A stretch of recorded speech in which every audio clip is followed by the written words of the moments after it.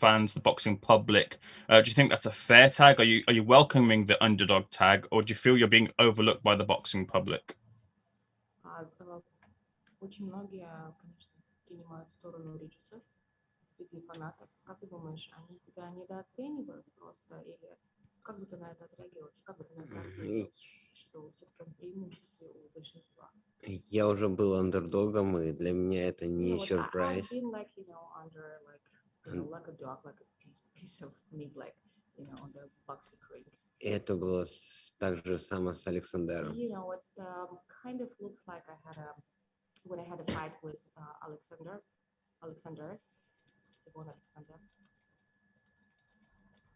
So basically they look at me like a piece of meat. So seems like this is the same right now. Sure. And like, what would I know you probably haven't been thinking about it, but what would a loss do for you at this stage in your career? Is retirement potentially in your mindset if you were to come out of the losing end of this fight, Ivan? Он тебя спрашивает такой вопрос, говорит, примеру, как ты вообще проиграл этот бой, что ты будешь делать дальше? Потому что ты рассматриваешь какой-то пенсионный момент. Я не проиграл, я приехал сюда за победой. Я приехал за победой. Моя команда приехала. So we'll see what's going to happen after April 17. Вы очень далеко забегаете наперед. I'm not looking forward to my retirement yet. All right, thanks very much. We have Donna Corby with the next question. Donna? Hi, Ivan. Can you hear me okay? Yes. Yeah. To ask basically the antithesis of the question you were just asked, what does a win here do for you? This is a massive stage, a huge pay-per-view event with a whole new audience watching. What does a win here do for Ivan Redkach's career? Что эта победа для тебя сделает? Что победа именно в этом бою для тебя сделает? Откроет дверь к титульному бою. That's gonna be I'm gonna open the door for the title fight. That's my goal. That's my target. What do you think about all of this? Celebrities coming into the world of boxing. We've got 2 or 3 of them on this card. What is your opinion on this crossover we've seen the last year or so? Ну, это большое шоу, это большая... It's going to be a huge entertaining show, and honestly, Я очень рад, что трейлер мне дал такую возможность. I'm honest, and I appreciate Triller for this opportunity, and I think it's a great to be here. And it doesn't matter who else is going to be there. For me, it's my job. I have to. That's my target. I have to fight. I just need my opponent and the ring, and I don't care who's going to be there. Дети смотрят это. Who's going to bring the more views. И дети хотят также показать себя с лучшей стороны, как боксеры. And also, my job, my goal, that's going to get attention of the young generation. And I think that's my job and the job of any athlete or fighter to show them that there is, the sport life and how it's great and how it's good to be in shape. It's just going to be a good example for the young generation. Okay, thank you. Next, we have Gabriel Gonzalez. Go ahead, Gabriel. Hello, Ivan. Can you hear me? Hello, yes. Ivan, people are talking about that Jake Paul is bringing in this new audience and different fans. Have you felt that? Do you notice that different fans are reaching out to you and are interested in your fight this time? Заметил какую-то разницу между предыдущим боем, какие были фанаты, какие сейчас фанаты появились, в связи связанные с тем, что Джек Пол будет. Новая аудитория фанатов появилась. Я смотрел, я был на его боях, я видел, кто приходит. I've seen his fights. I attended his last fight. I've seen his audience, and yes, you know what? I've noticed that actually on my Instagram, I have more like young people, I would say, like teenagers. Фанаты любят его. You know, they love him. Actually, I respect him from the business perspective. I respect him a lot. He knows how to sell it, and he knows that they're gonna buy it. And that's great. That's probably what the young generation need today. And yes, I do notice that I have more. I have a different fans right now. My final question, obviously you're fighting earlier in the night. What message do you have for fans who may be thinking, oh, I don't know if I can get there early? What is your message to them to tune in to watch your fight before Jake Paul? Дело в том, что многие будут смотреть, для многих этот бой будет начинаться очень рано утром. Что бы ты им мог передать, какое бы сообщение ты мог им послать, чтобы они проснулись рано утром, посмотрели твой бой с Джек Полом, чтобы они во внимание. Ребят, заведите, пожалуйста, будильники, свои телефоны, свои часы. Проснитесь, вы увидите это huge show. And very entertaining fight. It's going to be entertaining fight. It's going to be great. Promise. The Triller work hard. Each of us work hard. We had a long, 8 weeks camping for organization, production, for fighters. It's going to be great. You're not going to regret. You will enjoy the show. Great. Thank you, Gabriel. Now we have Joe Lee. Joe. Hi, I hope you're all right, mate. First question I have for you. I just wonder where you rank Regis Prograis in comparison to the people you fought. You've obviously fought the likes of Danny Garcia, Tevin Farmer. Looking to the fight before it's happened, do you think he's the best fight you've ever fought? Как ты думаешь, твой оппонент сейчас Прогресс, это он лучше предыдущих, которые у тебя были до этого? Я дрался с лучшими. You know, I've been fighting with I didn't want to say anything bad about Progress, but let's be honest, I've had probably the better opponents. Я проиграл 5 боев. You know, I lost only 5 fights. Из них 4 экс-чемпиона мира. And 4 I lost to the former world champions. Он дрался с мешками, с мусором. He's been fighting here. His resume looks И он great. попал один бой, Yeah, он проиграл. 25 fights, only 1 lost. If you look at his resume, it looks perfect. But if you will take a look closely, you will notice that he's been fighting probably with kittens. And the only person he lost was Taylor, and the Taylor been fighting was really good fighters before. You know, compared to the other 24 fighters, he's great. But you know, it's a good job. Его рекорд обманчив. His resume looks good, but if you will take a close look, you will be a little disappointed.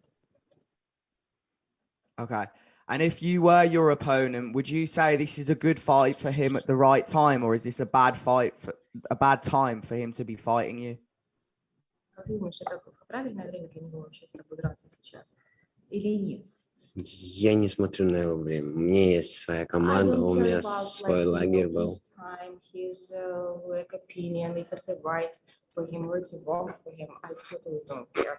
You know, I have my team, I have myself, I have to, care about my family and me, and I have to care about my time.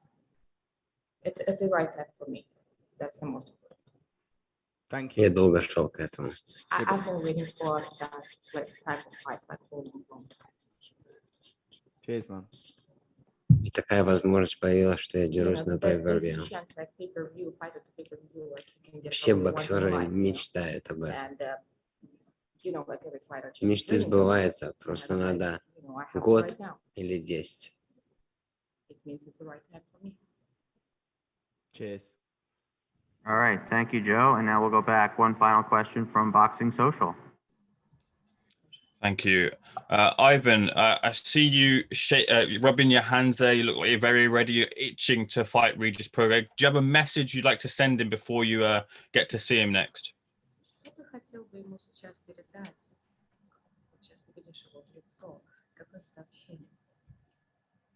Риджер, тебя ждет прекрасный бой. Уверен, мы это сделаем.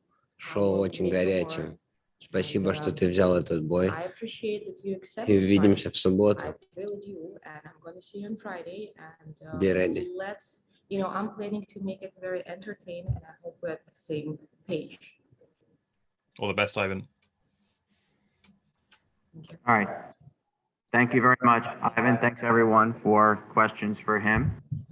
And we'll be getting to Ben Askren by the bottom of the hour, or if he arrives a little earlier, we'll grab him earlier. So let me know a question for Ben in the chat. If you also need to record and haven't been able to, know that I can make sure that you record. And don't forget that tomorrow, 12:45, we have Lopez and Cambosos and friends, 12:45 p.m. Eastern time in our press conference. And then Saturday at 5 o'clock Eastern time will be our start of our fight. If you don't have and need to request a code for us to watch the pay-per-view, which begins at 9 p.m. Eastern time, please send me an email, jerry@jerrymilani.com. I'm going to put that in the chat as well. There is my email. Best way to let me know that you have not yet requested. I haven't sent them in because I don't have them. But if you have not yet requested, or if you're not sure, you want to make sure, you can send me that also. But if I got that from you, I did request that. I'm just waiting on Ben for the bottom of the hour. He's got 10 minutes, though. We'll be back with you in 10 minutes or as soon as Ben gets here. Thanks.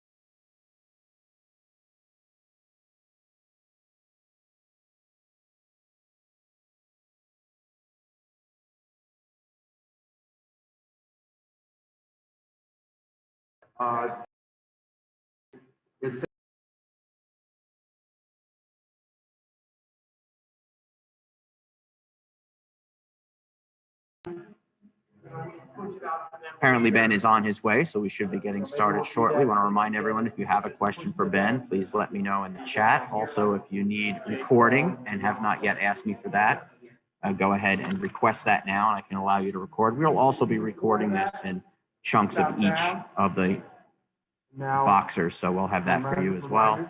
And if you have not yet requested a fight code for the pay-per-view, you can email me at jerry@jerrymilani.com. I'm going to put that in the room again, jerry@jerrymilani.com. That's me. And if you haven't yet requested, you can. If you have, I'll be getting those to you probably later today or tomorrow. Reminder, 12:45 p.m. Eastern Time tomorrow is a press conference announcement on June 5th. Participants, Lopez and Cambosos and friends. And Saturday at 5 p.m. Eastern begins our fight night. So after each of the matches, we'll bring in the winner and potentially the loser of the first fights. 8 o'clock starts the free play, which you can watch, the free watch on TrillerFightClub.com and on Fight TV. And then starting at 9 p.m. is the pay-per-view, which will have the final 4 fights live, as well as some of the entertainment will be on that pay-per-view. Ben is coming in now. So again, if you have any questions for Ben, let me know and I will queue you up and get you in. We'll be getting to the podium shortly.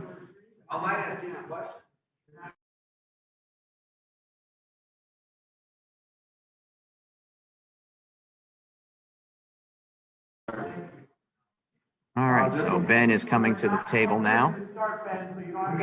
First question coming from Joe Lee. We gotta do this. Yeah, I'll take the blame. I'll take the blame. 30 seconds, 30 minutes. So what time?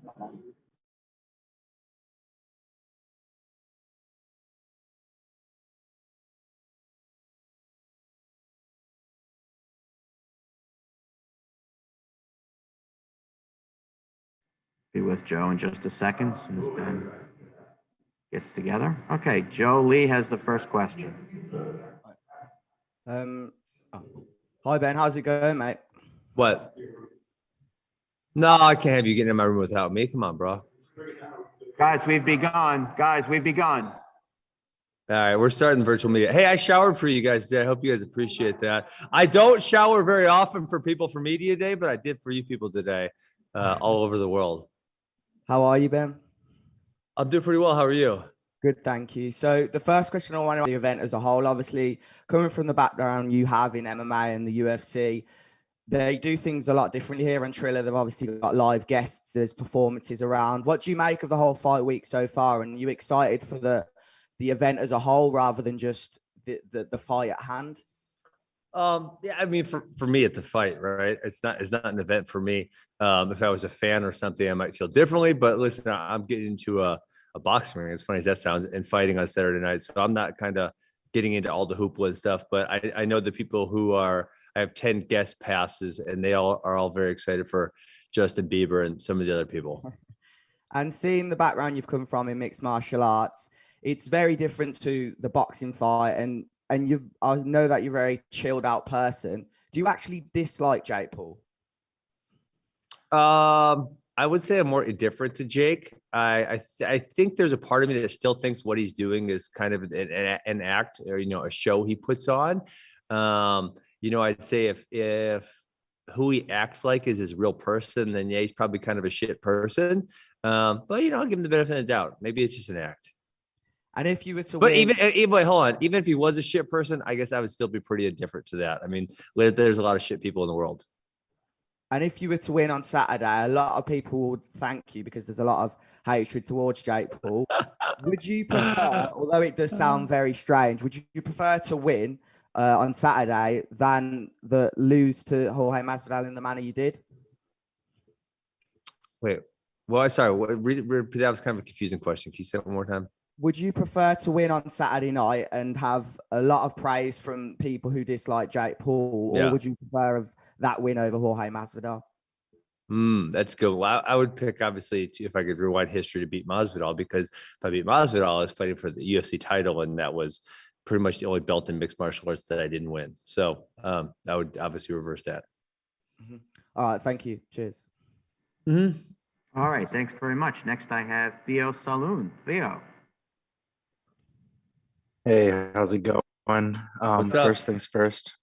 Appreciate you for showering. I know we can't smell you, but you look clean, and that's nice. Well, actually, you know what? I don't wear deodorant, and I don't have body odor. So, even though my hair might be messy, you will never ever smell me because body odor doesn't exist on me. All right, that's good to know. I'm not lying. I'm not lying. That's the truth. You can ask my wife. I'll have to. All right, maybe if we get her up next. Okay. But so my question kind of just, you mentioned the hoopla and not thinking of it as an event. Obviously, you're very experienced, with, pre-match trash talk and stuff. But I'm wondering, have you noticed another level to kind of like this, I guess you could call it, with social media and going up against an influencer who's so present on social media? No, I haven't. I actually think, we should probably have our contracts reversed. I'm sure Jake's getting some kind of pay-per-view bonus, and I'm carrying the fucking promotion of this fight. Jake ain't promoting shit. You go look on Fight Hub TV. Jake's got 50,000 views, and I got 1.2 million. Triller, maybe they can send me a couple $1 million bonus afterwards, because the promotion of this fight is squarely on my shoulders. Jake's not doing his job. So you'd say he's not talking enough trash in advance? Yeah, not talking enough trash, and the trash he does talk, it's very poor. All right, got you. Appreciate you. All right, next we have Boxing Social. Ames here for Boxing Social in association with Betfred. How are you doing, Ben? You all right? I'm doing pretty well. Good to hear.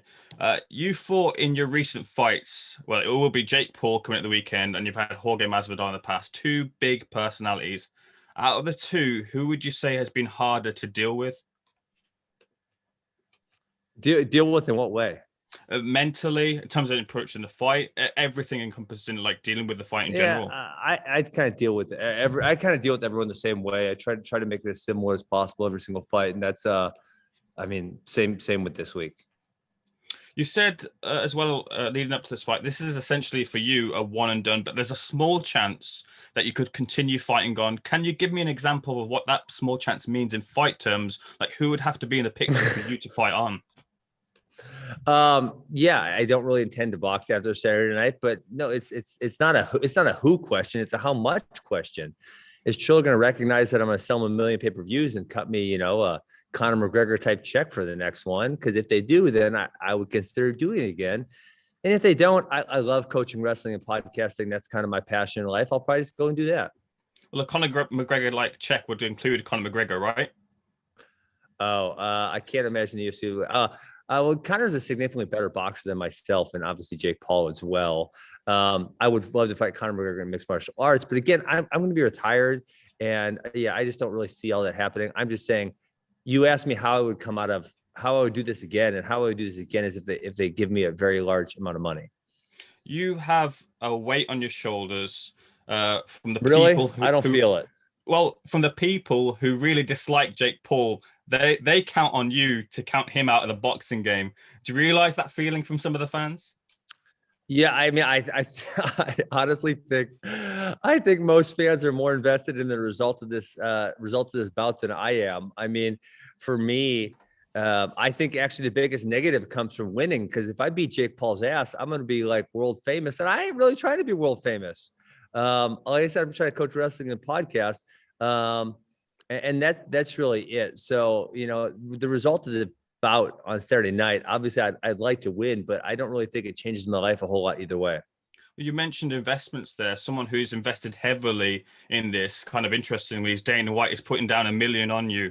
Yes. What's your reaction to that $1 million? And do you appreciate that support from Dana? Yeah, it's good to have that support. And, Jake Paul is tremendous in the fact that he even made Dana White like me, which, man, That's years. That took years to make it happen. He made it happen. So good job, Jake Paul. And finally, look, you've had your injuries in the past, the hip most notoriously. Are you as injury free as you can be coming into this fight? Can we see the best Ben Askren we expect to see coming into this fight? I'm as healthy as I have been for a while, yes. But obviously, I'm not. I can't stand it when so I'm 36. Say athletes in their late 30s say this is the best I've ever been. I'm like bullshit. Like, give me 24-year-old myself back again. I'd love to have that. But I am injury free and I feel great. So I'm ready to fight on Saturday night. All the best, Ben. Pleasure speaking to you. Thank you. Great. Next we have Shaquille Majori.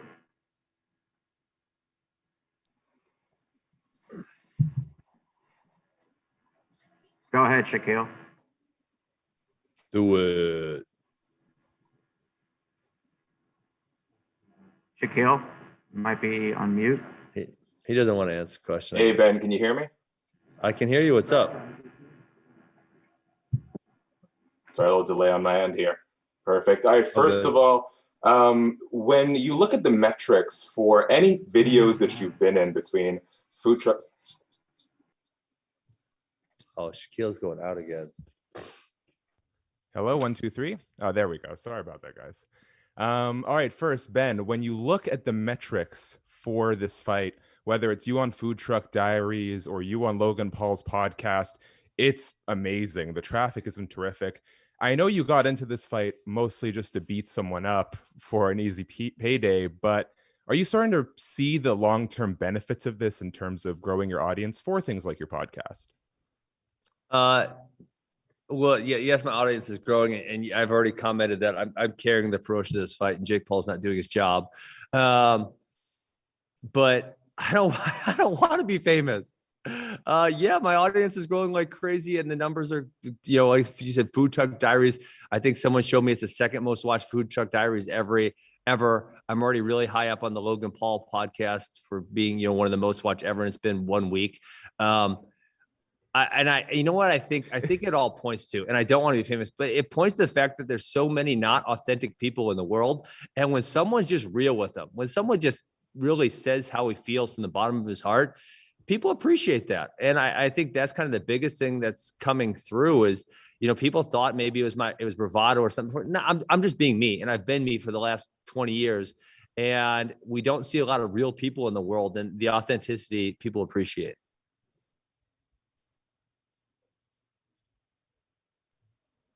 Thanks very much. Next up is Donna Corby. Donna? Hi, Ben. I'm There's surprised. a bit of a delay on my end here. I was watching the Impulsive episode, and at the end, Jake puts out this video. Oh, so bad. Sorry. Move back. We'll get back to Shaquille after. Oh, man. Donna. Oh, sorry about that. Yeah, I'm sure that was going to be a great question, Shaquille, so hold it. But Ben, I'm surprised I'm able to ask you this question. I thought it would be the first one asked. Were you playing everyone with the sparring footage going into this so that you could stun everyone at the open workouts yesterday? Because that's what I'm reading on social media. People are amazed at how good you looked yesterday. Yeah. No, I actually am not, right? But, and again, this goes to the authentic point. When I signed the Jake Paul fight, I was sitting on the fucking couch for 15 months. But when I got done with the UFC in October of 2019, I remember I tried to go do some private lessons, and it was just like literally too painful, and I couldn't do it. So I had been doing some yoga and some bicycle, and then after my surgery, I did nothing. And so literally, I started putting out footage of me hitting nothing for 15 months, being not working out for 15 months. And it was not pretty. And I just knew, I had faith in myself that if I put my mind to it for 11 weeks, it's going to get a lot better. And it got a lot better. And then you combine that with the fact that I never actually focused on boxing, and I'm a quick learner, and I tend to be good at those type of things when I put my mind to it. Yeah, obviously for what you're looking at, you got a lot better product in week 11 than you did in week 1. Jake has made your wife a bit of an internet celebrity. He's also, of course, made you even more famous than you were prior to this. Is there any part of you that's win or lose going to be saying, thank you, Jake, for the hundreds of thousands of dollars. Thank you, Jake, for helping my wife sell more houses. Ultimately, are you going to be thankful towards Jake when this is all said and done? No, I don't feel that way at all. Again, I will repeat this. This is probably the fourth time. I ain't trying to get famous. I think that might be the most negative thing that comes from me winning on Saturday night. It's just not a place I want to be in my life. And you know, it's actually, I am. I'm feeling a little bit differently when I go on the street. I get stopped 10 times, and I'm kind of like a little bit antisocial. So I actually don't love it. You know, I got my 11 acres at my house, and I have no neighbors, and I go outside and I piss in my yard if I want to, and no one talks to me, and everyone leaves me alone. Like, and then I go coach my wrestling academies. That's what I love to do. And so, no, I probably will not be saying thank you. Maybe thank you to Triller for making my bank account much larger. Yes, my last question is, if people were going to bet on this fight, what would you tell them to go to the bookmaker and say? So I actually think betting on this fight is very risky, which, hey, some people love risk. And I think a lot of people just want to say, I bet on this fight because they want to have an opinion one way or the other. But compared to, like, for me, just as a gambler, you know, the fights that I want to bet on are the ones where I'm like, dude, I've seen these dudes fight 20 times. I know exactly what they're going to do. I understand both their strengths and both their weaknesses, and I understand how they fit together, right? When I look at MMA fights that I don't actually gamble that much anymore. I used to gamble quite a bit, and I would win quite a bit. But this one, there's so many unknowns. There's literally so many unknowns. So if you're gambling, you just love to gamble, which, you know, hey, gambling makes everything more fun. So why not? Actually, could I squeeze one more in and ask one FC, Sure. UFC, or Triller, which is the best? I suppose you could say Bellator as well. I'd be surprised if that was your answer. Which is the best promoter to work with? Yeah, I'm not going to answer that question because there's not really an upside to me.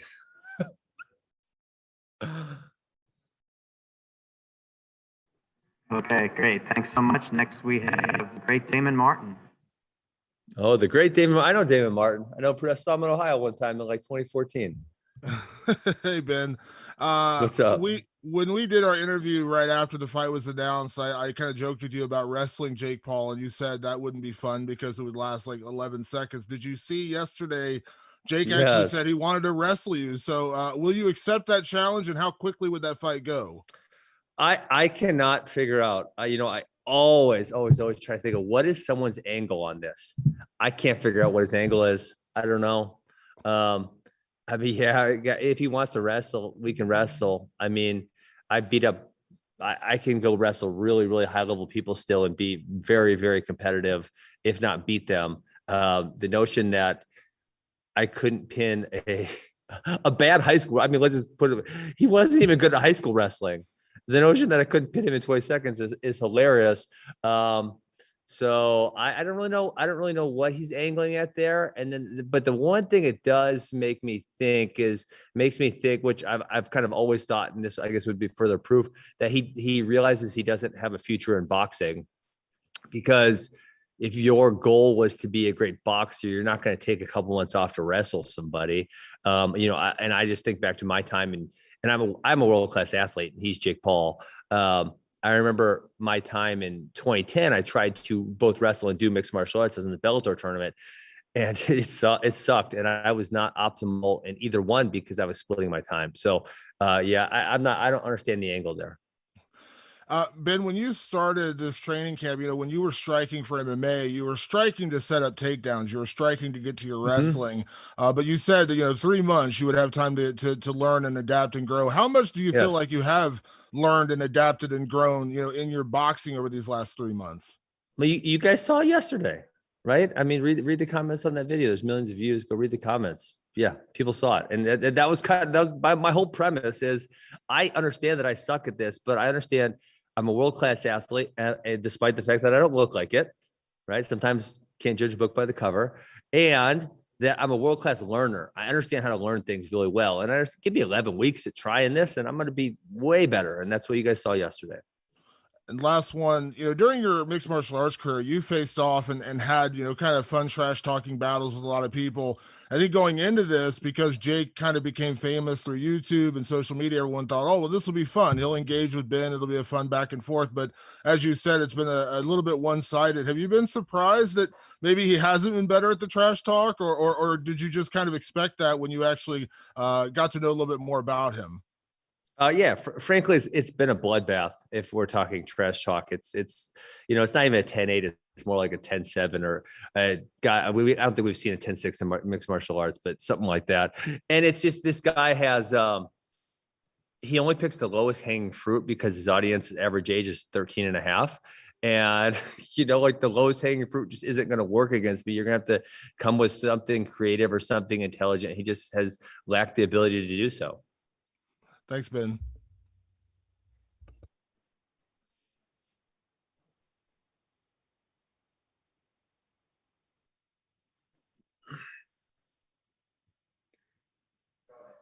Hello, Ben. Can you hear me?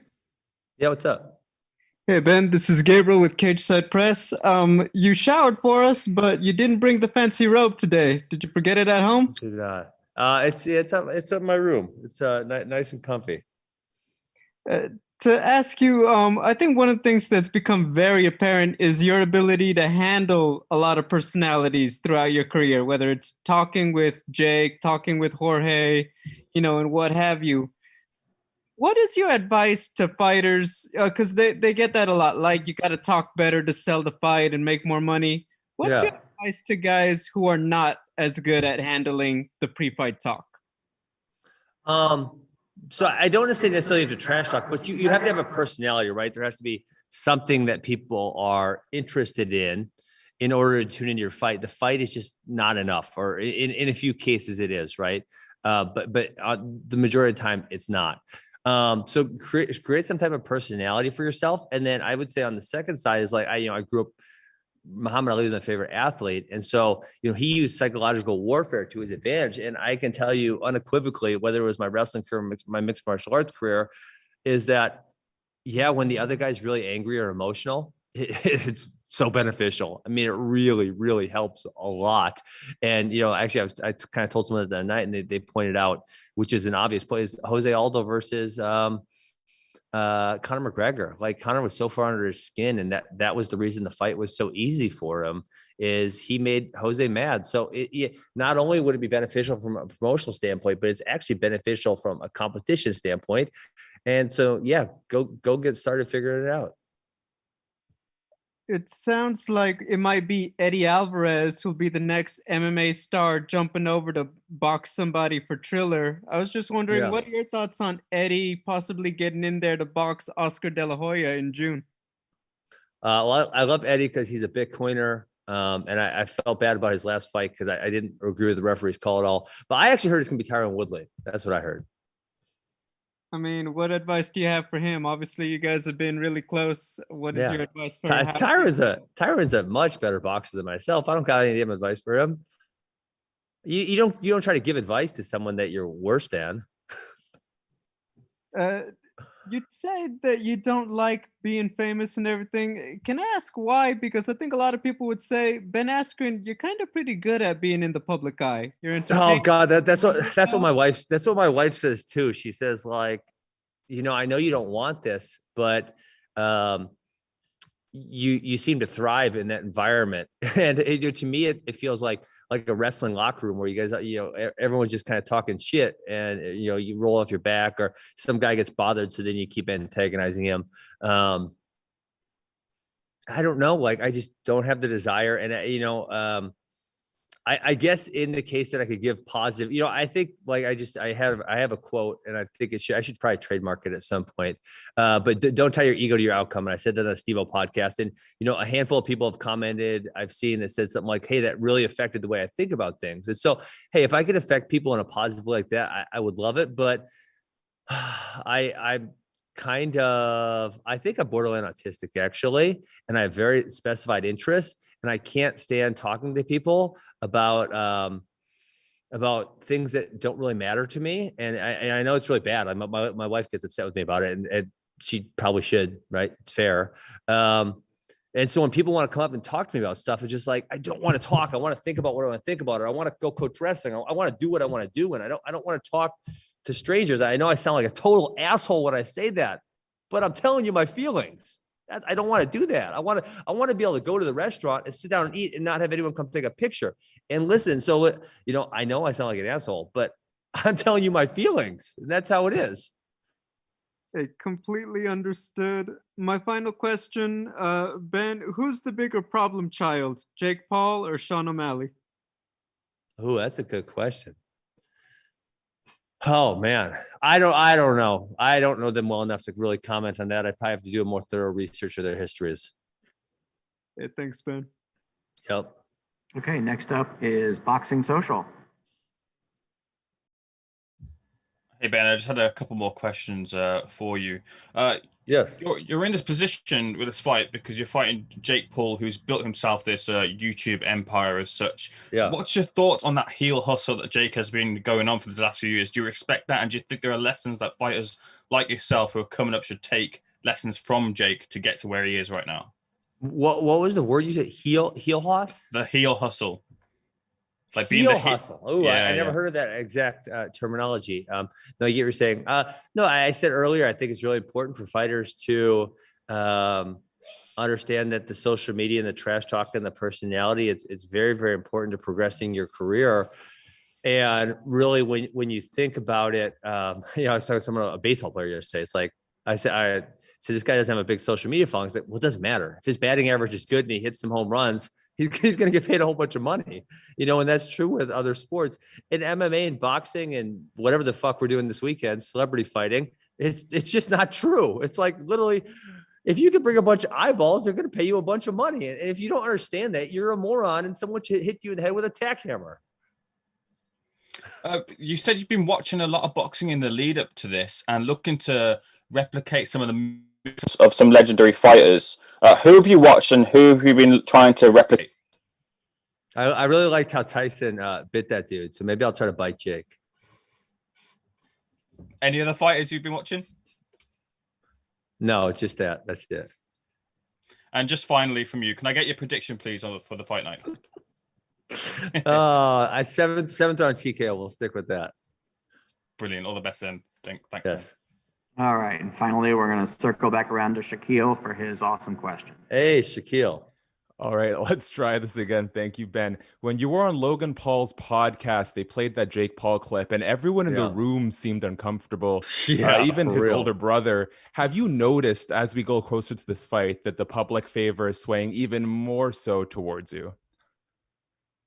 I mean, from the first time we did anything, no one likes the guy. I was blown away. Like I'd never seen, not even as many people hate Colby Covington. Like I had literally never seen anything like it. So I can't say it's swaying more because I think it was swayed in the beginning.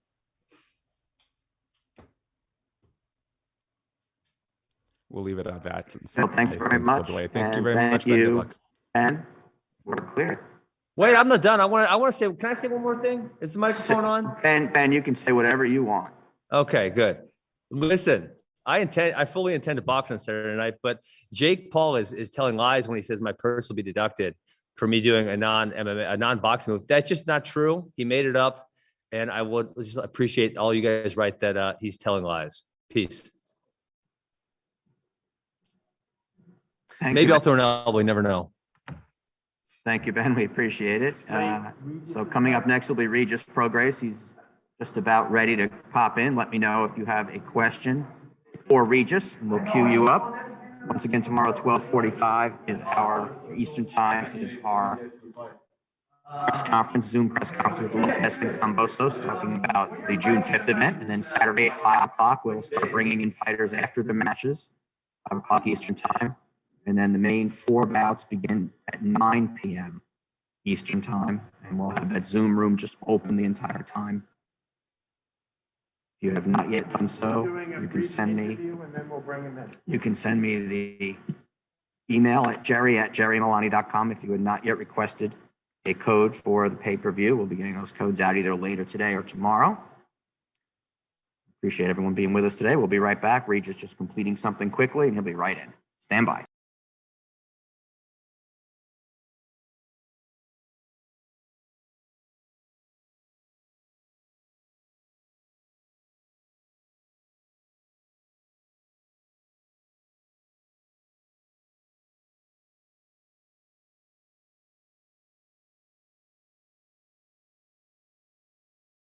Awesome. Reminder, we will have recordings of these available if you're not recording. and you need, just let me know. I will be able to send that to you. Just send me an email saying you needed a recording of whichever of the boxers, and I'll send those to you this afternoon.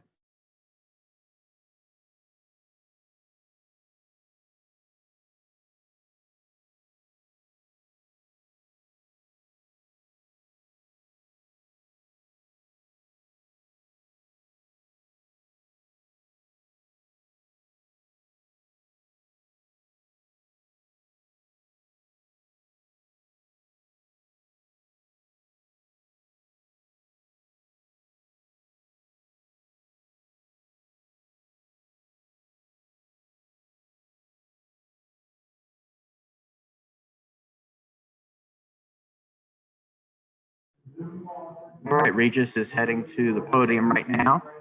Let me know if you have questions. I have a couple queued up already, but if you have questions for Regis, let me know. And just getting Regis checked in.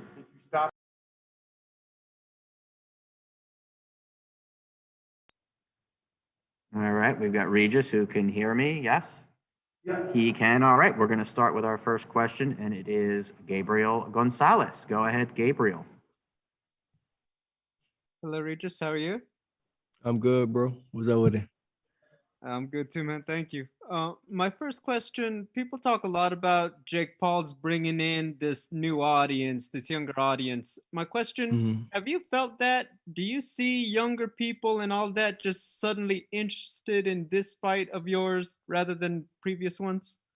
Yeah, of course. I definitely feel it. I mean, first off, starting off, I was at his brother's fight in LA. And when I was over there, man, like, yeah, for Logan Paul and KSI in LA, and the stadium was packed. And it wasn't the same regular boxing fans that's always there. It was, I mean, kids, I'm talking about 10, 11, 12, 13, 14, 15, not with their parents. They are running around, so that's a big difference from regular boxing fans. So I definitely feel it, with this fight too. There's some people, they seem to get mad. It's like, oh, like, what are they doing to boxing? Like, now the real boxers have to fight for the quote honor of boxing. I mean, you're one of the quote unquote legit guys. Is this a problem, or is this just all a good thing because they're bringing attention and bringing money? It's all a good thing, man. When you bringing attention and bringing the money, how can you be mad, right? For me, it's a good thing. If Jennifer Lopez could have fought on his card, I'm pretty sure she would have did the same thing and then what people to say. So listen, I think it's an all around, for me, it's an all around good thing that you got, somebody like Jake Paul that's coming into boxing and, they bring in more fans, I think it's a good thing. And even like I'm sorry to cut you off, even like the legends I watched, the hot boxing with Mike Tyson, he said, he likes it. Sugar Ray Leonard likes it. Tommy Hearns likes it. So I think it's, for me, if I approve of it and if they approve of it, then, the regular boxing fans should too.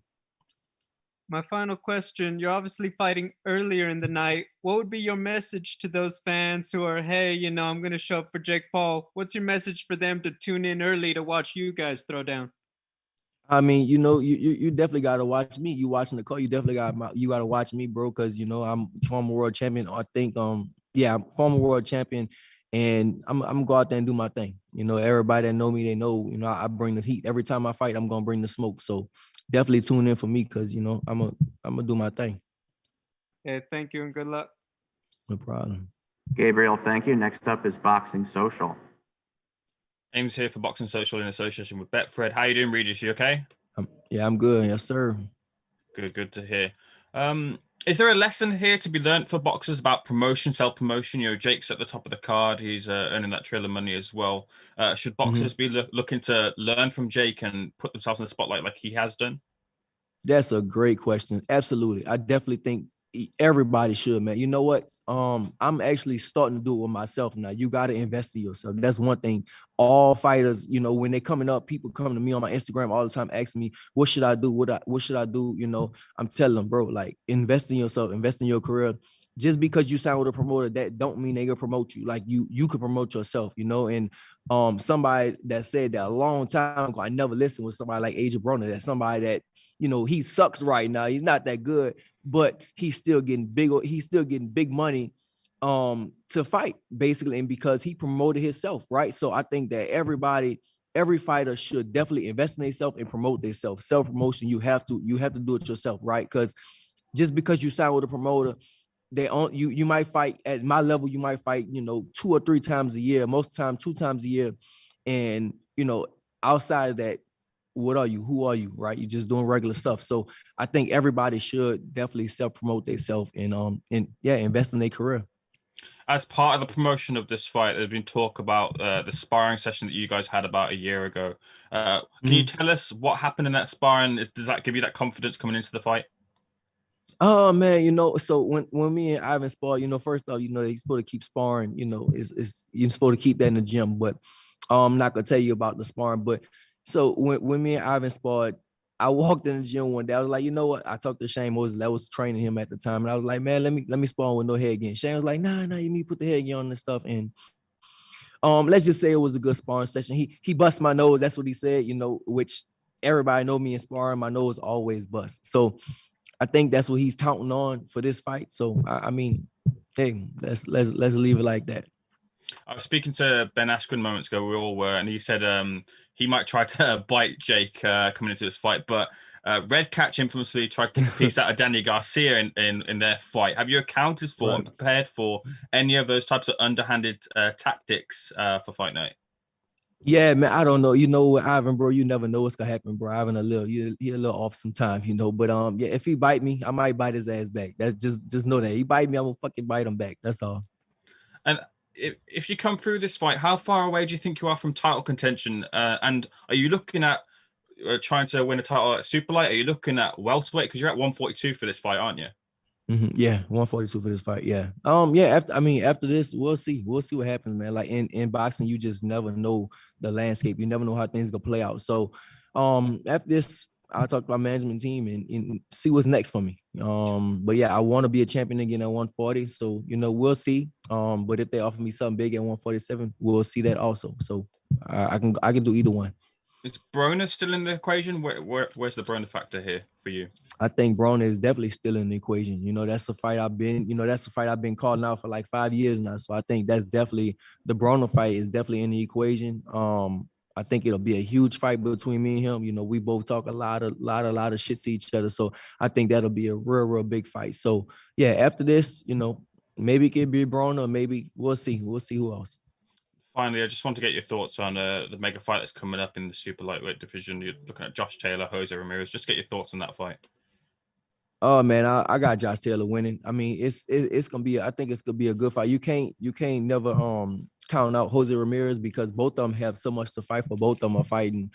For Jose will be the first Mexican ever with 4 belts, and Josh Taylor will be the first person from Scotland with 4 belts. So both of them are fighting for a lot. I think it's gonna be about will, but I think as far as skills wise, Josh Taylor is. He has more skills than Jose Ramirez. So I go with Josh Taylor. I wish you all the best at the weekend. Thank you, Regis. Thank you.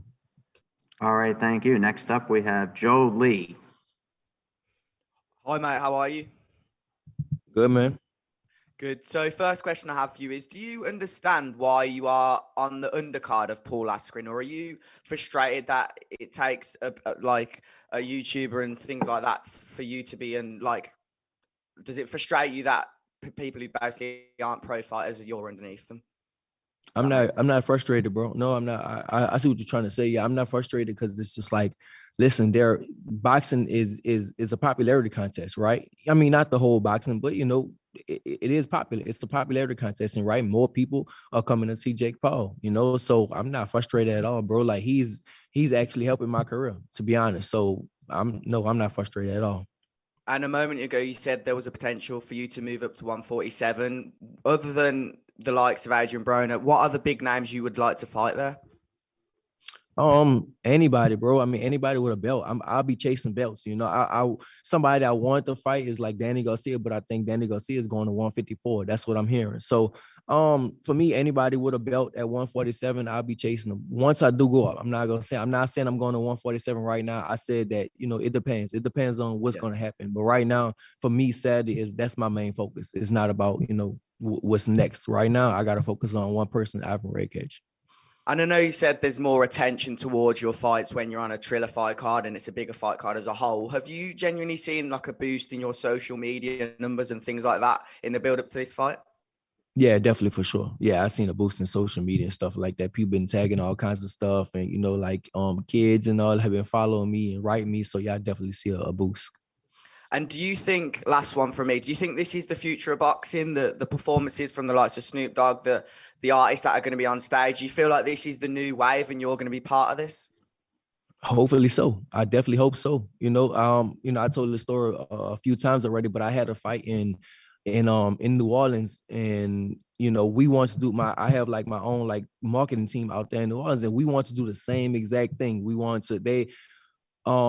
we want to do is we want to bring all like the local artists from New Orleans and have them perform, and that would have brought a lot of more people to the fight, but at the time Top Rank shut it down, ESPN shut it down, and the Louisiana Commission, they all shut that down, and now Triller's doing the same thing. So I think this is great for boxing. You got all these people, so all these performers like Justin Bieber and Snoop Dogg and Dr. Dre and all these people that's gonna be here, all their fans, they might not even be boxing fans, but they're going to tune in. And then so all my fans, and then Jake Paul fans, and all these different fans are tuned into this one event. And so then everybody will kind of share fans. I think it's a great thing. And I think, boxing needed this for a long time, but Triller did it.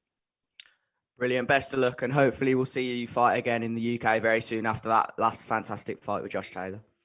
Thank you. Cheers, man. Cheers. Thank you, Joe. Next up is Jake Bennett, MNR. Hey, Jake Bennett here with Music News and Rumors. How's it going, Regis? I'm good, brother. How you doing? I'm good, thanks. So you've talked before about how it's been a hard road to make it where you are today, and you're an inspiration to a lot of people out there. What do you have to say to your fans who aspire to reach the heights that you have in your career? I mean, as far as for me, bro, like, I did an interview the other day, like, yeah, I made it, and I had like a long, hard road to get where I'm at, so for what I would tell like upcoming fighters or anybody, just stick with it. You got to be consistent. You definitely got to be consistent. You got to give everything you got. For me, I was like working as a personal trainer for like 6 to 8 years, but I always believed in myself. I always believed in my ability. It was never quit in me, and it was never. I know a lot of athletes and stuff. They'll go to schools and tell kids you have to have a backup plan. But for me, it was no backup plan. I'll figure the backup plan after if I have this, if I don't have this, that's when I'll figure a backup plan. So, yeah, I just was all the way invested in my career in boxing. I was all the way invested in boxing all the way, and it wasn't no failing for me. So, that's why I got to where I am today.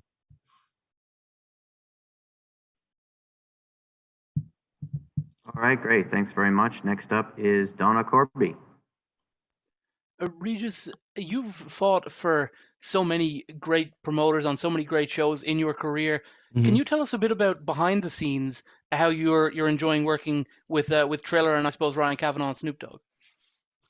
Well, it's great, bro. Like, everything is great. Like, even like the whole bubble thing going on right now, it's just good. Like, it's just, of course I fought for a lot of different promotions and all that type of stuff, but this is, I like it. I just like everything that's going on here. I like the promotion. They're running smooth. Everything is good. I can't complain about nothing.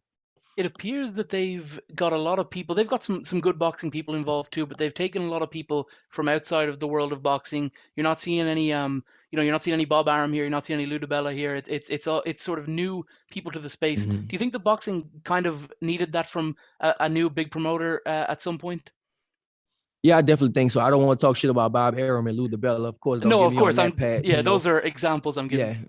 But it's always good to bring in new people, right? It's always to bring in it's always good to bring in like new face ideas. And like I said, with this whole Triller thing going on, it's a great thing that we got this stuff going on, because it's new, is new ideas, and you're bringing in new fans. You can't keep doing the same old thing. The world is ever changing. You got to change the world. So, and I'm like I said, I'm loving every second of this.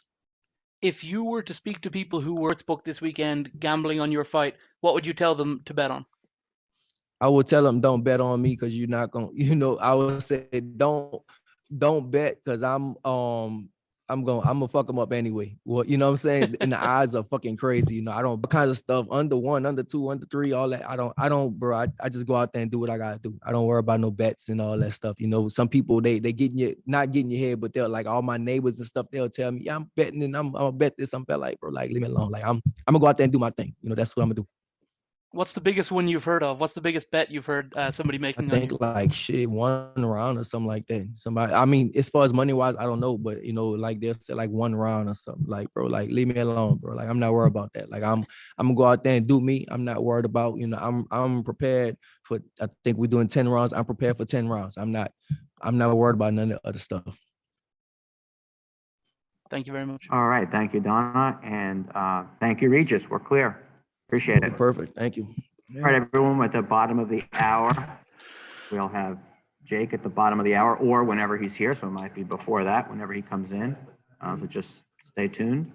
We'll be right back with you.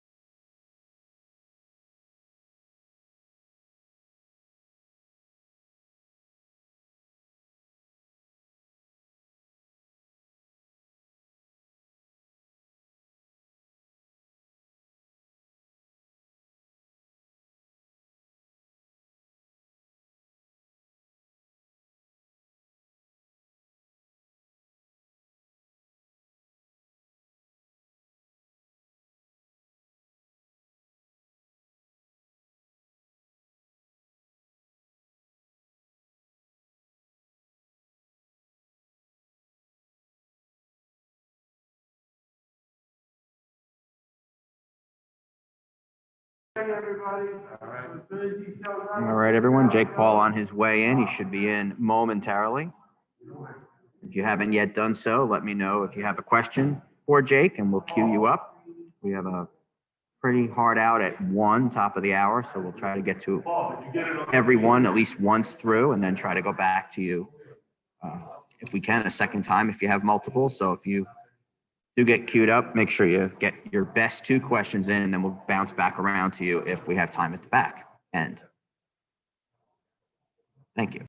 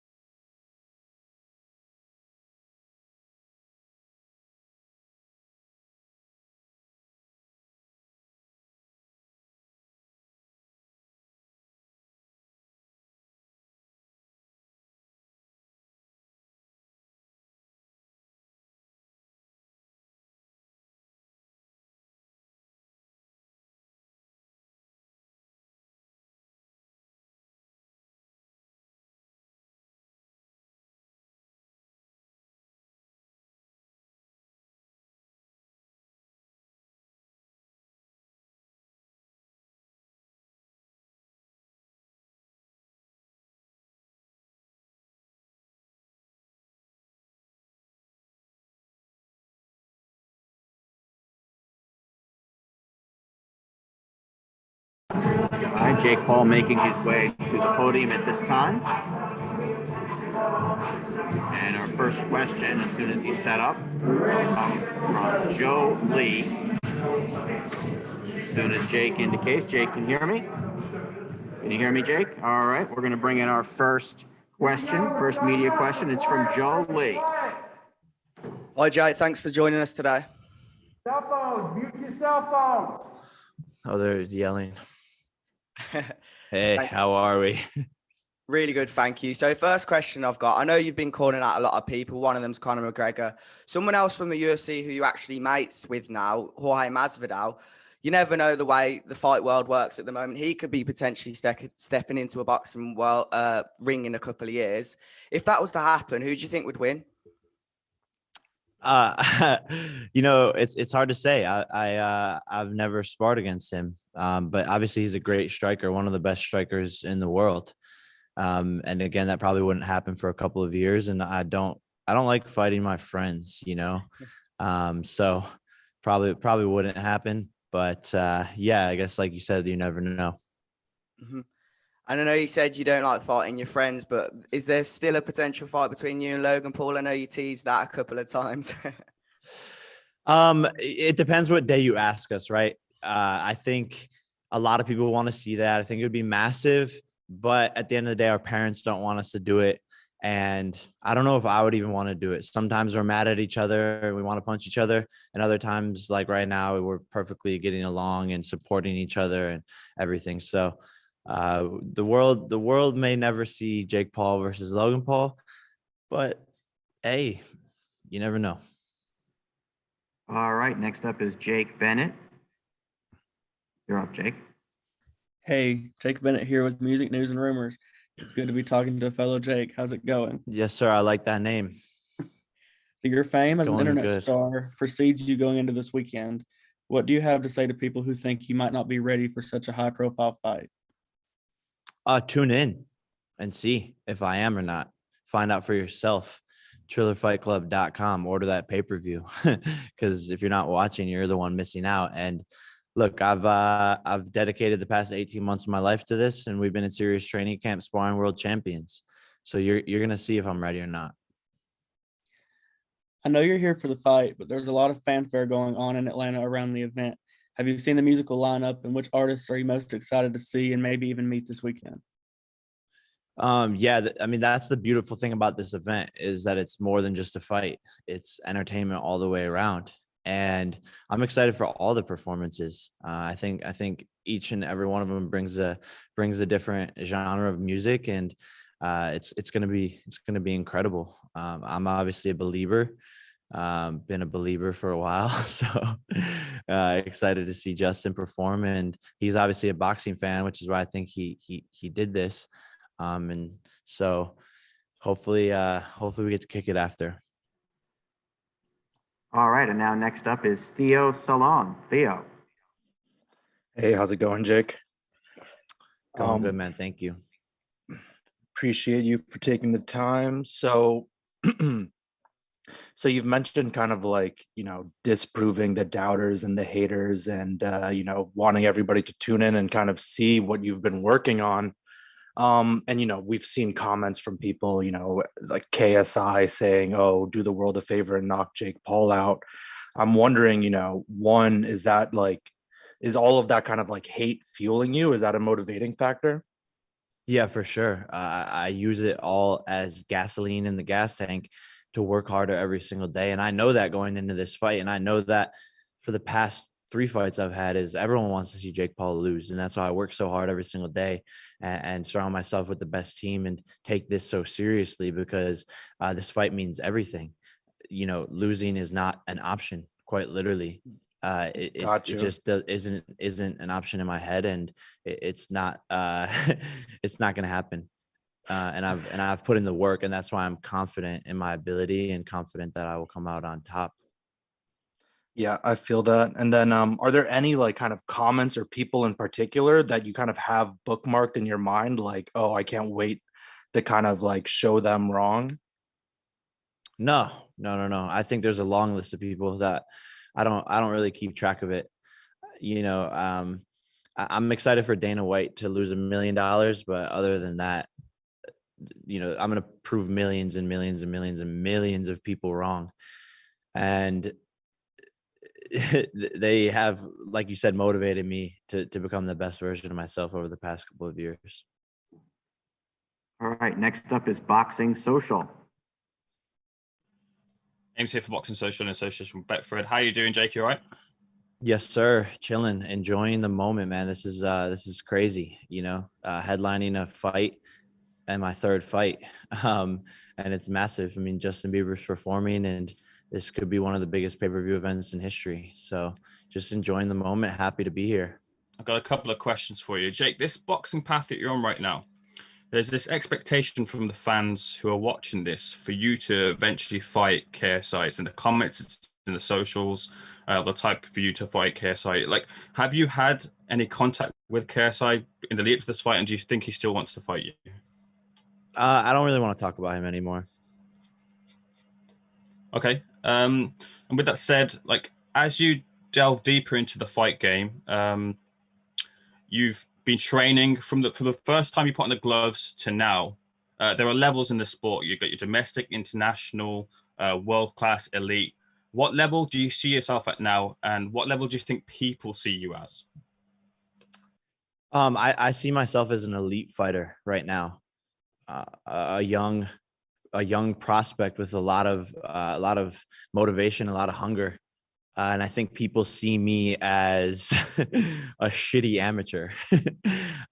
So there's a sort of a big difference, and there's a big gap in between where I'm actually at and what the general audience will think. But I'm excited again to show my ability on Saturday against Ben, who is a world-class fighter. All right, next up is Jeremy Haregis. Jeremy. Hi, Jake. How you doing? Good, man. Good. So you're kind of talking about how people interpret you as a boxer, but the odds actually have you as the favorite right now. Do you think that's a testament that people are seeing and seeing your boxing talent and taking it as legitimate? Yeah. I mean, someone asked me this yesterday. They were like, how is the guy who's 19-2, an Olympic athlete, a 2-time NCAA champion, how is he the proposed underdog? So it is pretty funny that in my third pro fight, I'm coming in as the favorite against this guy who they're calling world class. But then the people want to say, oh, I'm not a fighter. I think people need to sort of make up their minds, but I've been putting in the work, and I think people can see that. Looking at this from a strategic standpoint, you have several inches on him in height, reach, and weight. How big of a factor is that going to be going into this fight? I think it'll be massive. You know, Ben's not used to fighting at this weight. And that's another thing that people aren't even talking about. They talk about his cardio being so good, but he's lugging around an extra 25 pounds coming out of retirement. I'm ready to go into deep waters. He's used to fighting guys his same height. Masvidal, you know, I've been training with Masvidal a bit, and it's like I'm towering over Masvidal. That's the type of guys that Ben is used to fighting. And people always say when they meet me, they're like, damn, you're big. You're bigger than I thought, all the time. And so that'll play a huge factor. And he won't be able to get close to me. He won't be able to do all the things that he's planning on doing. He's talking about coming in with defense and pressure. That pressure and him coming forward is going to get him knocked out. All right. Next up is Gabriel Gonzalez. Gabriel. Hey, Jake, there's been so much with the pre-fight and everything. I'm wondering, in your opinion, what is people's biggest misconception about you? Everything. How much time do you have? People don't understand me. They don't get me. And I don't think they maybe ever will. I have a tattoo on the back of my neck. Says, I wish I could explain, because I wish I could explain. If I could talk to you guys for hours on hours and become your friend, you would maybe start to understand me, and my inner circle understands me, and the closest people around me understand me. My family understands me, and they get what I'm trying to do, but the world doesn't know who Jake Paul is. And maybe I like it that way. I think you've done a great job of getting people to tune in, right? You've done that with your performances, but also just the way, you've promoted these fights. What is your biggest advice? Because obviously a lot of these prize fighters want to do the same thing. They want more attention to make more money. What, in your opinion, is the key to it? Is it playing into the heel role? Is it having personality? What is it? I think just, being yourself. Look, I mean, it's hard to give someone advice on such a intricate subject. I spent 10, 12 years of my life doing social media and marketing and creating content. So it comes second nature to me. I've been doing it since I was 10 years old. So I don't know, just maybe hire a social media team and put some content out, grow your brand. I mean, Ryan Garcia does a great job of it. That's really it. He's the only boxer that does a good job. All right. Next up is Michael Mariam. Michael. Thank you, Jake. So have you had a chance to take a step back and realize how far you've come in your boxing career so quickly? Just like a couple of years ago, you were just doing daily vlogs and stuff, and now you're fighting one of the biggest stadiums in America. Have you just had a chance to step back and take it all in? I honestly haven't. I think, my team helps me reflect on sort of where I've gotten to and how far I've come, but I've just been going nonstop and haven't really had a chance to look back and be like, wow, that's crazy, or this is crazy. I think it's starting to set in a little bit. But it is pretty absurd. I'm in my third pro fight, fighting 8 rounds, headlining, one of the biggest pay-per-views that could happen this decade. If you look at Floyd Mayweather, his third fight was 6 rounds. He got paid $7,000, and I don't think anyone in this room probably watched it. All right. Next up is Damon Martin. Damon. Hey, Jake, obviously you've said numerous times how seriously you're taking your boxing career. But obviously this is the first, professional fighter you face. Now, of course, there's going to be people who will say, well, Ben is a wrestler, not a boxer. But do you believe beating Ben Askren will add some legitimacy to your boxing career, or does that even matter to you? Well, it doesn't matter to me, but also I think people are going to make tons of excuses for him afterwards, which is great. Just like, again, I bring up Floyd, but Floyd's 50-0, and people still will debate why he shouldn't be 50-0, and the judges and da da da, and he shouldn't have won this fight, and he shouldn't have won that fight, and he picked the easy fight here. So people are always going to have excuses. It's part of this game. But again, that's why they're going to tune into the next pay-per-view after I watch Ben to see me lose or try to see me lose. It doesn't really matter to me at all. And yes, Ben is the first professional fighter I've faced in a real fight, but I've sparred against 250 guys in the gym who are a lot better than Ben. In terms of your long-term goals, Jake, what are your long-term goals? Because I mean, I don't think there's anything wrong if you went out there and fought in a million fights against Nate Robinsons and made millions of dollars. I think people forget this is called prize fighting, but what are your long-term goals in this sport?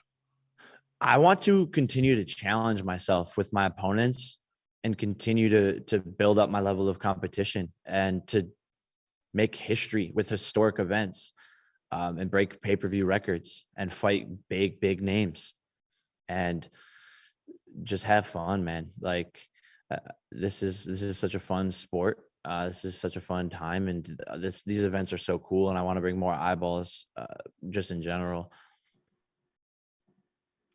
Next up with a follow-up is Joe Lee. Hiya. Just another one from me. I know you mentioned on the True Geordie podcast a couple of days ago about how specifically the UK fans have quite a dislike into you. Do you think you need to beat KSI in order to get more respect? A win on Saturday night, a lot more people can reason with you because of the hard work and the passion you've shown for the sport of boxing. I'm not talking about that guy. Fair enough. Could I ask one more then? What's your road to Conor McGregor? I know I guess he's the ultimate goal for you. How would you map out a road if from now to here to there? How would you get there? I think we both are on a road to each other. You know, he wants another boxing fight. He wants to fight Manny Pacquiao. He would get toasted. You know, he just keeps on taking L's. So I think him fighting me would not only be his money fight, but it would technically be the easiest challenge, right? I think fighting Jake Paul would probably be easier than fighting Manny Pacquiao, and it would be just as big. And I think we're a lot closer to a Jake Paul Conor McGregor fight than anyone thinks. I think it could happen in the next 24 months. All right, next up, follow-up is Shaquille Majori.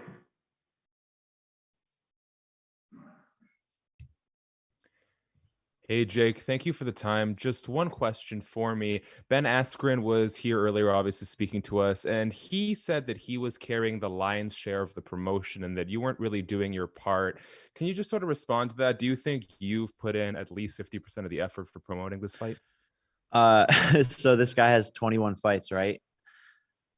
And all of a sudden, this is the biggest payday of his career. And there's a reason for that. You know, Ben Askren had his dick in his hand in Wisconsin, not doing shit. I brought him out of retirement, revived his career. And so I think it's hilarious that he thinks that. You know, he's under these bright lights in front of all of you because of me. I could have picked anybody to be in Ben Askren's position. And everyone that I fight becomes a global superstar for 15 minutes. Then I knock them out and no one ever talks about them again. So, yeah, Ben Askren can think what he wants. He's got about 48 hours left until no one talks about him anymore. Great. Thank you, Shaquille. And next up is Theo Salon with a follow. Hey, Jake. So, you know, you mentioned, you know, wanting to challenge yourself, but also have fun. And I know that, you know, you've got your eyes set on guys like Conor McGregor. But, you know, are there any kind of like, you know, more fun kind of influencers that you are interested in fighting moving forward? You know, like guys on Twitch, or even like, you know, TikTok or YouTube streamers, stuff like that? Yeah. There's a company right now that wants to pay me an absurdly large amount of money to fight an influencer. So I'll gladly go knock out these guys for money. So, you know, I've developed a skill now, right? And that skill is fighting. And if someone wants to pay to see my skill and use my name, which is one of the biggest names in combat sports right now, then I'll gladly pick up the bag. All right, next up is Donna Corby. Hey, Jake. I want to ask you about last Friday, your final sparring session ahead of this fight. You were in there with Charlie Deca, who's a 3-0 pro, and the great Anthony Pretty Boy Taylor, a famous internet troll, a guy in the MMA community who is divisive. Can you talk to me a bit about your final sparring session with the great Pretty Boy? Yeah, it was good. Like I said, these guys are all better than Ben. I think he was doing some interviews after the sparring session and was like, it was good and he was better than I expected, and he's fast, and I landed some good shots. No, you didn't. You got your ass beat, my friend. And all respect to you, I know we're not supposed to talk about sparring as boxers, but if you're gonna go out there and say, it was an even sparring match, when we watch back the tape, it's not even close. But of course he's gonna say that it was decent and all this stuff, and protect himself. Obviously, that footage probably will never come out, and it's he said, she said. But I'm getting better. I'm getting the better of a lot of these MMA guys, and it's funny to just see what they say after the sparring sessions. Yourself and your brother's relationship, obviously the public are always going to conflate you two. We saw him on The Masked Singer. They thought that he was going to be you. But, it seems like he's back in the mainstream after a few years, in the wilderness. And you are paving this path in boxing. Maybe he's going to fight Floyd, maybe not. It seems like your relationship with him is as nicely separate now as it probably has ever been. Is that a fair assessment? I think we're yin and yang, and I think while we're both individuals at the same time, we're on the same team. So it's this really weird parallel, and I think it's the rise of the Pauls 2.0. I mean, who's doing it? All right, Donna, thank you very much. Now back to Jake Bennett. Hey, Jake. So there's going to be millions of people watching online, and it's projected to break some big pay-per-view records. But is it strange for you to be at such a massive venue like Mercedes-Benz Stadium, even though there's going to be an extremely limited crowd? Yeah, it's weird. I wish there would be a crowd. The fight energy isn't the same. When I knocked out Nate Robinson, the whole arena was silent. Like you could hear a pin drop, and it's weird, but obviously we're making do with it. And hopefully for my next fight, we can have an audience and make it turn.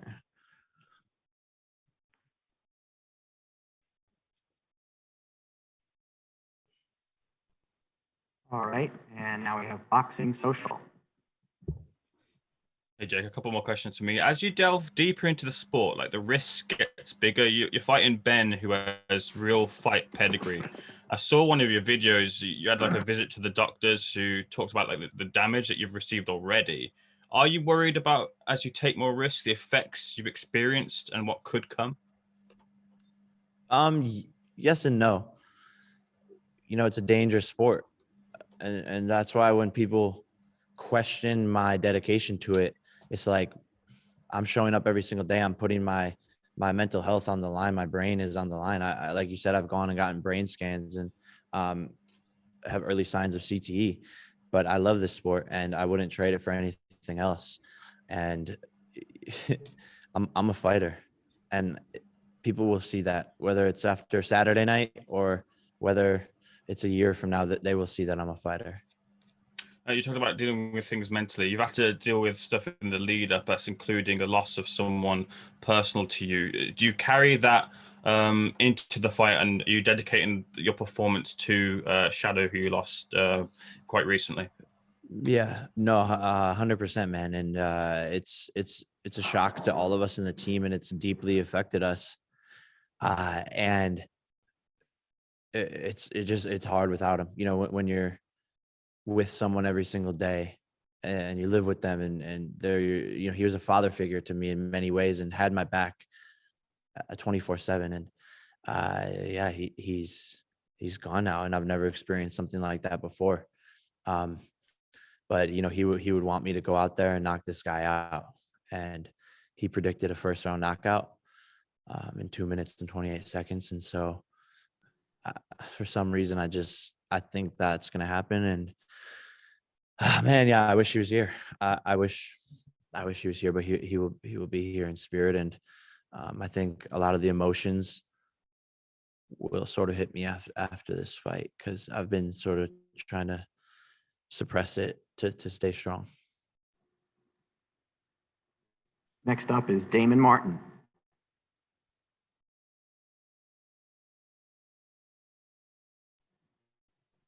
Hey, Jake, just a couple follow-ups here. You mentioned you were kind of looking forward to Dana White losing $1 million on this fight. Obviously, you're fighting Ben Askren, a UFC veteran fighter. You want to fight Conor McGregor. Do you have fun kind of getting the animosity with the MMA guys, or is it just like that's just the rivalries you've been building so far? Like, what is it with you in the MMA community that you've been so entrenched in that? I'm just having fun, you know, and trolling, and I've sort of purposely pitted the MMA community against me, so they tune into this fight. Ta-da! It worked. Is that, we talk about your future fights? You mentioned Conor. I mean, obviously that would be massive. But is Conor the only guy? I mean, I think you mentioned somewhere that if Dustin Poirier beats him, you'd also be interested in that fight. Yeah, you know, Conor's the big name, right? He's an A-list celebrity, and there's very few fighters who are A-list celebrities. So, you know, we'll see what happens. I hope he wins against Dustin, I guess, so that the fight becomes more exciting. All right, everyone. Thanks. That is our final question. I'm going to ask Jake to just remain at the podium for a minute. I want to thank everyone for taking part in today's press conference. Tomorrow, 12:45 p.m. Eastern Time, Lopez and Cambosos and friends. And Saturday, 5 o'clock Eastern Time is fight night for media. We will have that press conferences after each fight beginning at 5 p.m. The feature fights beginning at 9 p.m. on the pay-per-view Eastern Time. I want to thank everyone for joining us today on today's press conference, and hope to see everyone on Saturday. Thanks, everyone.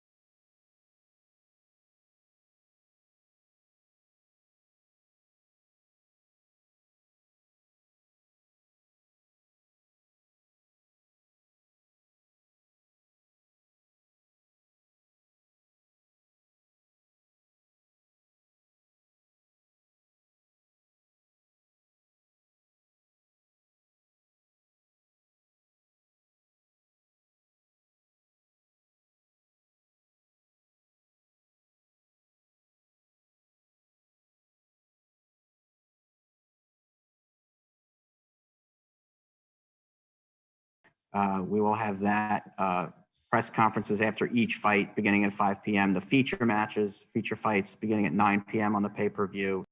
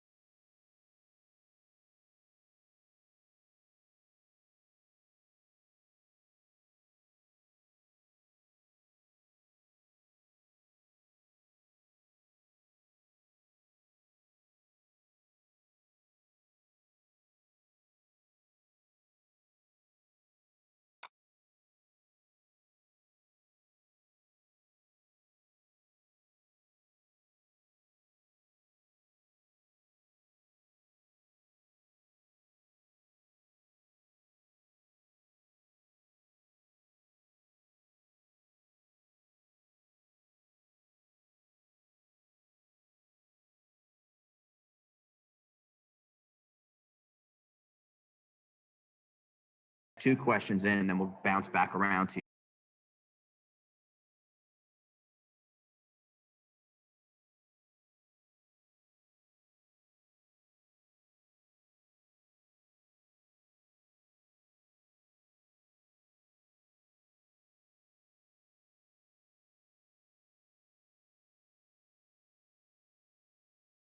Months of my life to this, and we've been in serious training camp sparring world champions.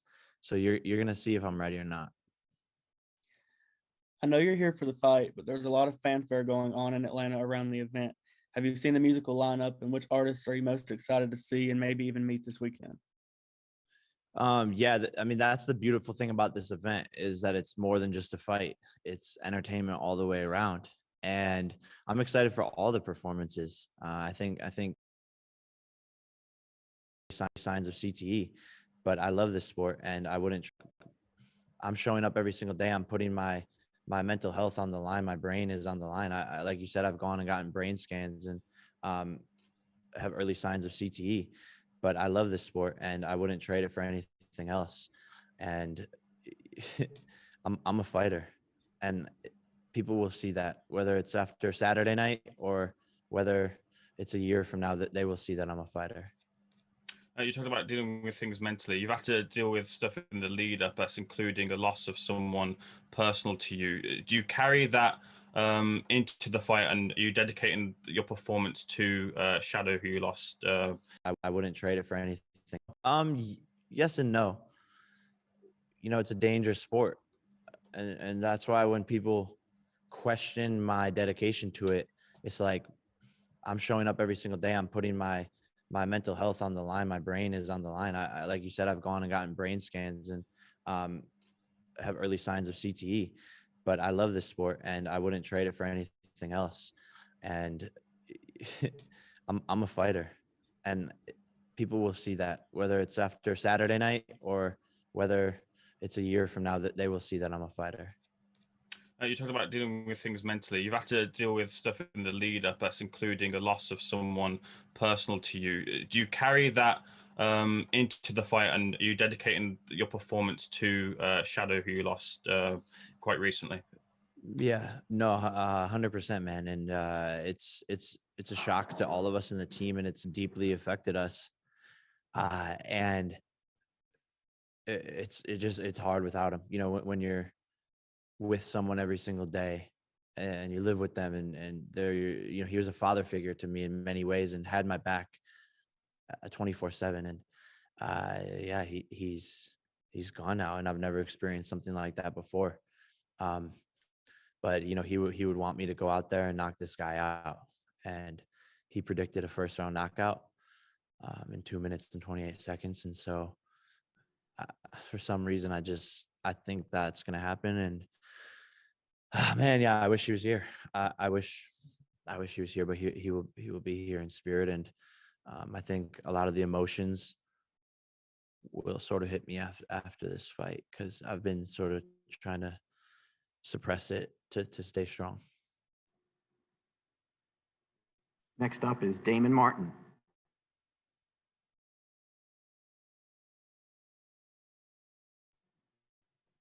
Hey, Jake, just a couple follow-ups here. You mentioned you were kind of looking forward to Dana White losing $1 million on this fight. Obviously, you're fighting Ben Askren, a UFC veteran fighter. You want to fight Conor McGregor. Do you have fun kind of getting the animosity with the MMA guys, or is it just like that's just the rivalries you've been building so far? Like, what is it with you and the MMA community that you've been so entrenched in that? I'm just having fun, and trolling, and I've sort of purposely pitted the MMA community against me, so they tune into this fight. Ta-da! It worked. Is that, we talk about your future fights? You mentioned Conor. I mean, obviously that would be massive. But is Conor the only guy? I mean, I think you mentioned somewhere that if Dustin Poirier beats him, you'd also be interested in that fight. Yeah, Conor's the big name, right? He's a A-list celebrity, and there's very few fighters who are A-list celebrities.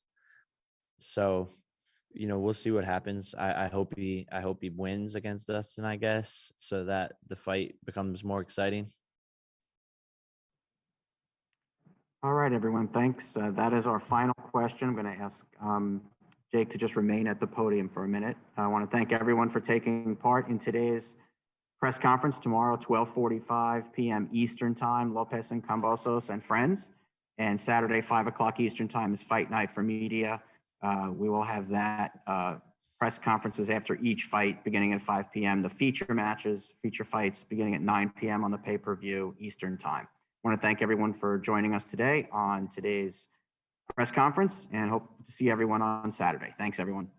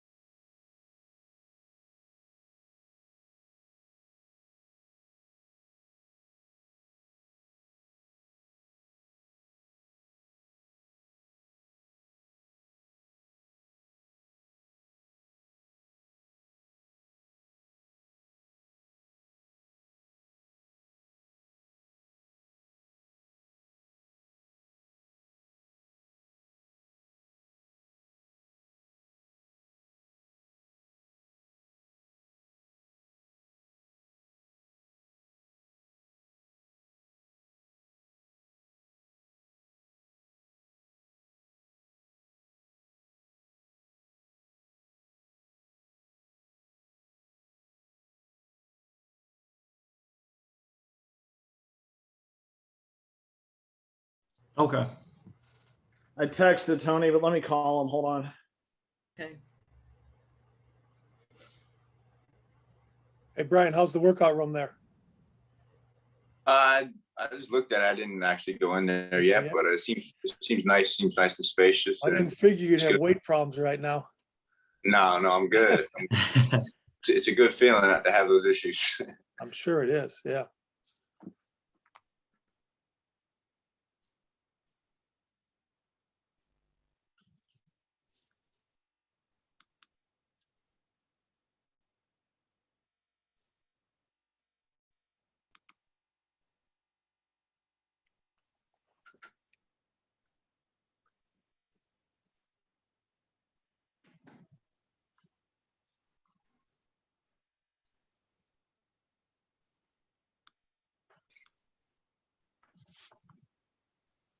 But Kelly, you came in?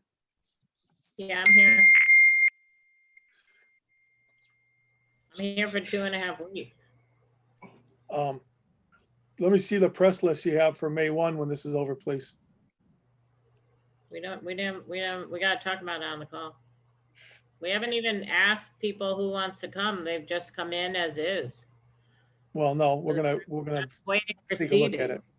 What? Huh? I said We're I gonna was take a look waiting. at Yeah, but we haven't We'll even talk about that we after. haven't Because All I don't right, know if you guys can hear this. No, they can't. Yeah.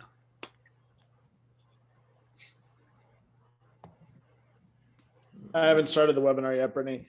I called So Tony. I just kept catch out. Tony, I called Tony. He's looking through his email right now to hop on. Brittany, you might just text it to him if that's easier. I can't. Remember, it comes directly from Zoom. So I'd have to go up there and find his. Okay, well, Just we'll give him another minute and I'll go up there. Andrew, you want to make me host now while we're I'd give engaged him with my this? computer right now, or he can come down here real quick. Yeah, Kel, I would, but I need to hit start webinar. Like once we're all locked in, I'll hit start webinar, then throw it to you. Okay.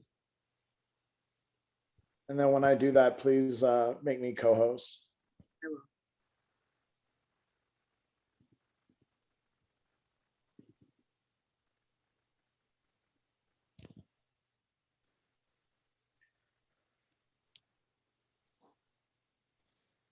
Thanks for your patience, Brian. No problem. I'm here.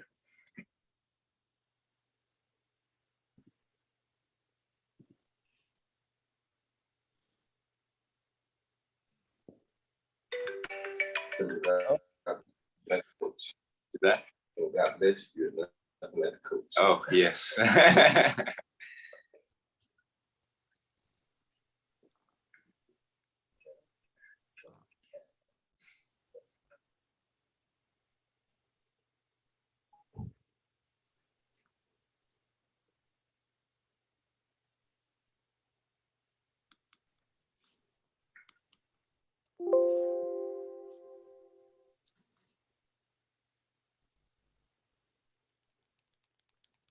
I'm just gonna have him come down right now and use this computer.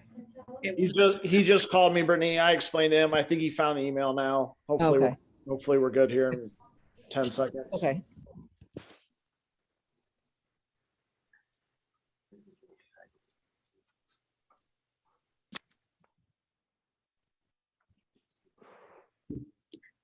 Miguel, do you have some questions you can start off?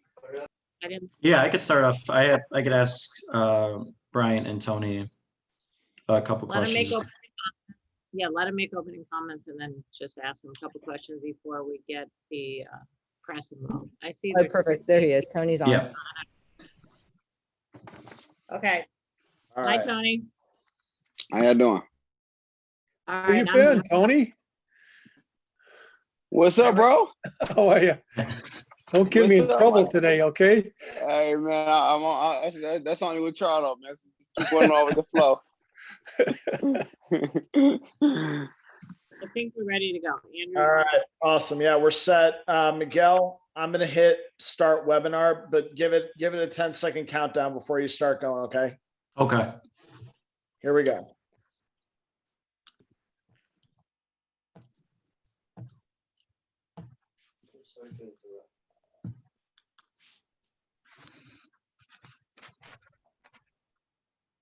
Thank you, everyone, for joining us here on this press conference. All the media members joining, Tom Brown and our fighters. We are going to be hearing from the fighters that will be squaring off in our main event this Saturday, April 17th, in the Fox PBC Fight Night main event, and on Fox Deportes, live from the Shrine Auditorium and Expo Hall in Los Angeles.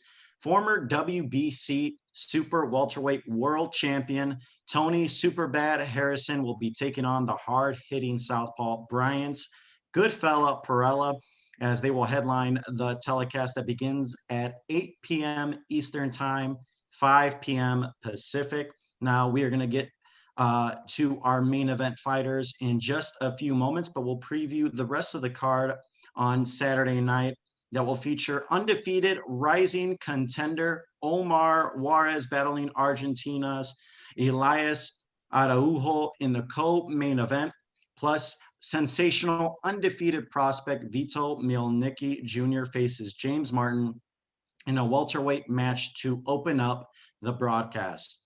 Also, Fox PBC Fight Night prelims on FS1 and Fox Deportes will precede the action on Fox, with undefeated cruiserweights F.A. Tobor Apochi and Dion Nicholson battling in a WBA cruiserweight title eliminator at 7 p.m. Eastern Time, 4 p.m. Pacific. And of course, the event is being promoted by TGB Promotions. And without further ado, we will turn things over to one of the busiest men in boxing, the president of TGB Promotions, Mr. Tom Brown. Well, thank you, Miguel. You're just as good as Ray with that. You know, this is the type of fight that I really love. Two veteran fighters in a crossroads clash with the winner back in contention on a path to a world title fight. You know, the late, great Hall of Fame matchmaker, Tenny Brenner, had three criterions for making a fight.